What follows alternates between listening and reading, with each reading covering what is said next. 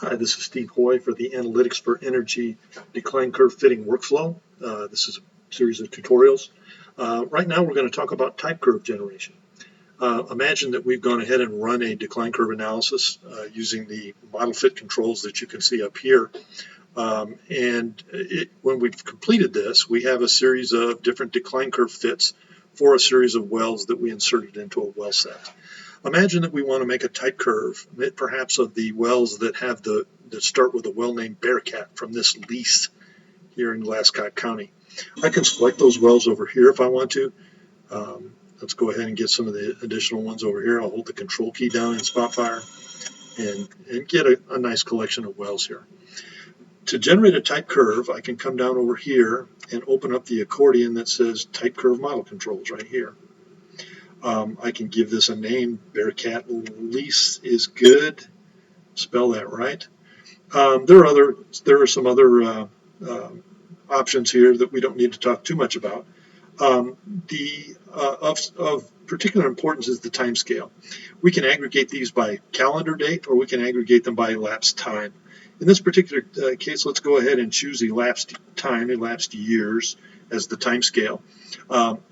Since a small number of wells here, we don't want a series of disparate curves over time. We want them all normalized starting at time zero. So with those settings in place, one other item to mention is the minimum curve count threshold. This is a number that basically tries to address the problem of survivorship bias when making type curves. Survivorship bias, as you know, is the tendency later in time for a type curve to only represent wells that had very long-lived production curves. So we don't want in the later part of the type curve to have just the great wells that lasted the longest. We want to put a restriction on that. And in this case, if we don't have at least half of the number of original number of wells contributing to a type curve aggregation at one time slice, then no type curve point will be aggregated at that time slice, and the type curve therefore won't tend quite as much toward the bias that you get with the better wells, with the more long-lived wells. So we've set that at 50%. All we really have to do now is come over here and click on the Generate Type Curve button. What you'll find is the spinner will start to spin up here in the upper right. Eventually, when this is complete, you'll see a well with the name Bearcat Lease will be added to this list of decline curves that we've already got set up here.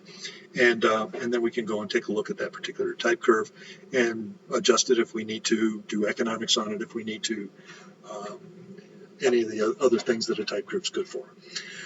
Talking about some of the other parameters here, you can see that apply normalization, that we would have the opportunity on this type curve to normalize it out in some way. That's a separate video that we have on the normalization piece that we would welcome you to take a look at, and that's associated with the tab that you see up here. The type curve is complete. You can see now that we've got an additional well in the well set called Bearcat Lease. I can pull that up, and this therefore represents a type curve of the 8 marked wells that we put together here. You can see you get a very compelling fit on the oil curve. See a fairly interesting change in the gas production. Right between 6 and 7 years.